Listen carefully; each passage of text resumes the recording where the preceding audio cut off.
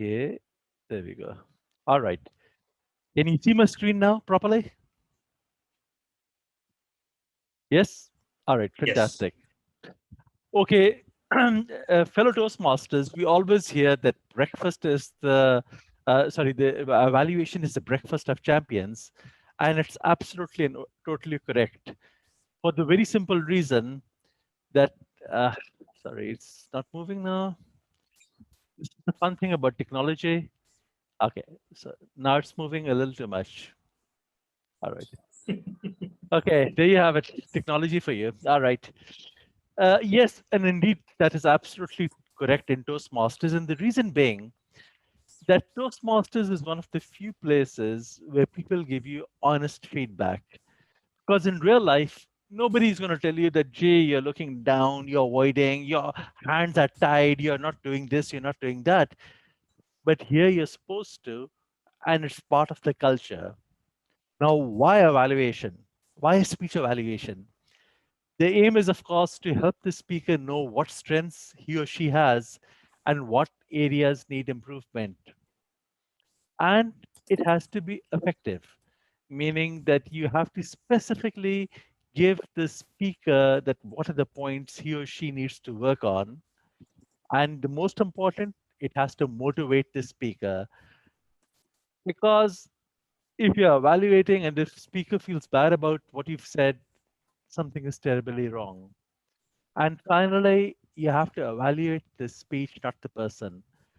Sometimes you may not like the person, you may not like the speech. Like many years ago, there was a gentleman, Toastmaster, he was quite conservative with his own ideas. He gave a speech on how women should just be wives and mothers and sisters. And, basically, he wasn't very good, feeling good about them going out and working. I didn't agree with his viewpoint, but I was his evaluator. But I just evaluated his speech on the merits. I didn't tell him that, well, I think you're wrong because of this, that, because that was not my mandate. It's not the mandate of the evaluator to go very much on the contents or on the opinion of the speaker.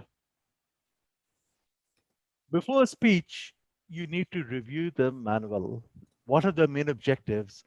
For example, if the objectives are that, gosh, you have to maybe look for the voice modulation or perhaps body language or something else, focus on that. I also suggest that you read the complete speech project and the evaluation guide, because especially in pathways, the evaluation guide is quite generic. And I like to be quite specific, so I always try to read the manual, and all of you should do. Also, if possible, ask the speaker for tips. That is, he looking for something in particular? And if possible, review past evaluations, which was possible in the manual system. Now it's not that much possible, but still, if it's possible, try to get that from that person. During the speech, what do you have to do? You have to note the key thoughts, listen attentively. The first thing is that is the it meeting the manual objectives? For example, if it's body language and the guy is speaking brilliantly, but he's not using body language, then maybe he's not meeting the exact objectives. But you also have to look at what the organization and the delivery. Again, if the speech is on body language, but it's a very disorganized, disjointed speech, so then he's not, you have to work on that. And you also have to explain to the speaker that the organization of the speech should be there. Again, try not to cover too much. Why? Because then you have 3 minutes to give your feedback. And if you try to cover too much, just take 3 or 4 main points and work on that. Don't give feedback without suggestion. Again, it's something like you are just saying that, oh, you don't have a good body language. What does that mean? It means absolutely nothing. You have to give that, okay, you are folding your arms. Maybe you should let your arms go. So that is something important. Try not to give your opinion on the subject of the speech. You may agree or disagree, but it's the guy is giving his topic, let him go through it. Try not to use words like never and always, because who is to know what is never and always? It's your personal opinion. Don't speak for the audience. Well, the audience was not that happy. How do you know?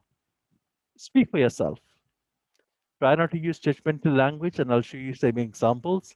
And most of all, never embarrass the speaker in any way whatsoever. That's the deadliest thing to do, and the best way to lose a member.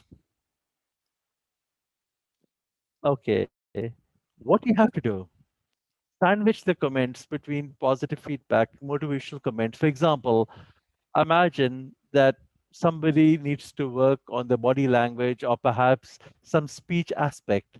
You say something positive. You know, when you came in, your beginning was absolutely powerful. I loved it. Then you go on to the second point on where the person has to improve. And at the end, again, say something positive. Because if you have positive feedback, positive, it's like a sugar coated pill, and people will just take that medicine much more easily. Once again, be specific that whatever, like if a person has a certain lapse or a certain issue that they need to work on, be very specific on that. Don't try to just give generally that, oh, your speech, your voice was not that great. What do you mean by that? Or your body language was not that fantastic. What do you mean by that? It means absolutely nothing. Again, of course, use a friendly encouraging style. Absolutely. Personalize your language. It's a personal opinion. Again, I'll show you some examples. And remember the golden rule, meaning that would you like to be spoken in that way? And if not, then you shouldn't speak to that person in that way either. After you complete it, you give your written evaluation. After your verbal, return the manual or the sheets nowadays to the speaker. And if necessary, give private feedback. Now, what does that mean? Sometimes a speaker might have a habit that you might you might be embarrassing by mentioning it openly. Like I remember there was a speaker, he used to have this very awkward habit of putting his hands in his pant pocket and moving them around in a very strange way. That was, I would say, almost sexual. And of course it wasn't. It was just a very nervous habit. But when that I never mentioned it to him, but I took him to the side and I said, you should take your hands out of your pocket. The next time, just do one thing. Don't put your hands in your pocket. And he got it, and he got over that habit. And ask the speaker for feedback. And again, this is something you have to know the speaker very well. And I'll try to explain in a minute about this last subject, last point. How do you personalize your language? My reaction was, it appeared to me, I felt that, I feel that it should not be definitive, like you should have, you failed to, your opening was. You can't really tell, okay, because that means okay, you didn't. It was not, it's my opinion. Maybe it's a wrong opinion, but it's my opinion. Make that clear. Again, I suggest, I think your next speech will have a stronger impact if you, a technique that I found useful is this. Try not to say things like you should, you must. Good speakers do it. What does that mean? Like, I'll give you an example. There was one speaker I knew, he had a very nervous, I would say, a very dynamic personality. So, what he used to do is that when he used to stand, he never used to stand in one place, he used to bounce around. And he always said, "Well, I feel that this is what I should be doing." And okay, that's fine. That is his style. I shouldn't be that judgmental about it. I can give some feedback, but that's about it. Sample phrases. You are very nervous and you were stumbling. I think that that really makes a person feel a little bad. You can say something like, "I see that you're less nervous, where, when you gave your earlier talk, and I know that you're going to do even better. Your gestures are non-existent." What does that mean? The guy is gripping the lectern, so you say, "I discovered that when I let go of the lectern, I was, I could go, my words flew much more smoothly." So again, that is there. And speakers, remember, the evaluator is giving the time and effort to help you. Do not interrupt during the evaluation. And if later on, if you want to have a friendly chat, but don't go crazy. Like I knew this one speaker, and that gentleman was very aggressive. And I once actually saw there was an evaluation, and he actually chased the evaluator, and that, just telling him, "No, I didn't do this. No, I didn't do this. Why did he say this?" And you could see the guy was absolutely, "Oh my God, what am I here for?" Yeah, and the end result was nobody wanted to evaluate the gentleman because he was so aggressive and he never improved. Because whoever evaluated himself said, "Oh, you're wonderful, loved it, perfect." And he wasn't perfect. So keep it in your heart. You may disagree with somebody. I've had evaluations I've disagreed with, but I always, take it in my stride. And I said, okay, the guy's trying to help me. So I appreciate that. Finally, and the most important role, you must help the person up, not tear down. If you're tearing somebody down, don't evaluate. So you always have to make the person feel motivated, feel happy. And once you do that, you're a perfect evaluator. Over to you. Thank you So if so there are any much. questions, Yeah, thank you. thank you so much, DTM Samir.